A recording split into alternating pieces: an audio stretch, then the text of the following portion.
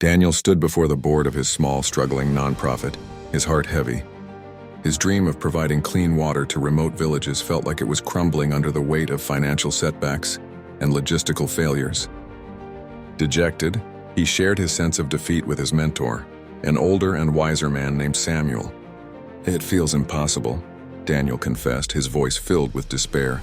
"I had this vision from God, but every step forward is met with 3 steps back." Samuel listened patiently, his gaze compassionate. "Daniel," he began, "every great leader is shaped by the fire of adversity. God gives us dreams, but the journey to fulfilling them is where true character is forged. Think of Joseph." Samuel recounted the story of Joseph, a young man with a grand God-given dream. He was so focused on the vision of his family bowing to him that he didn't consider how his words would wound his brothers. His initial dream was filtered through youthful ego. Daniel nodded, seeing a reflection of his own early ambition. "Joseph's real leadership training didn't happen in a classroom," Samuel continued. "It happened in a pit, in slavery, and in a prison. He learned humility not by being in charge, but by serving. He learned integrity when tempted by Potiphar's wife, and he learned to trust God's timing while forgotten in a dungeon. Each test shaped him." Samuel leaned forward, his voice earnest. "A leader's presence changes the atmosphere. Joseph learned that his greatest power was not in his title, but in his connection to God.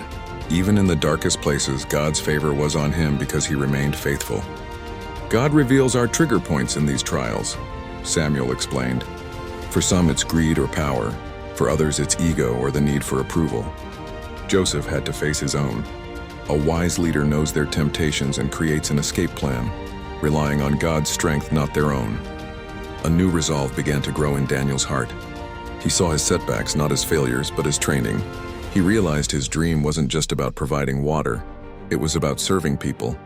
And that started with how he led his own team through this difficult season.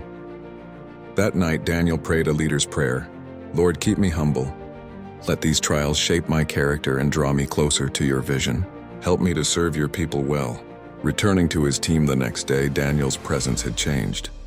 He spoke not of failure, but of perseverance.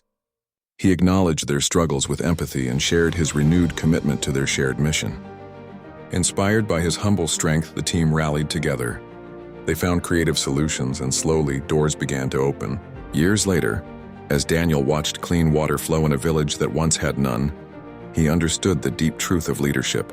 It was never about being in charge. It was about serving, just as Jesus did, and allowing every experience, good and bad, to shape him into the leader God called him to be.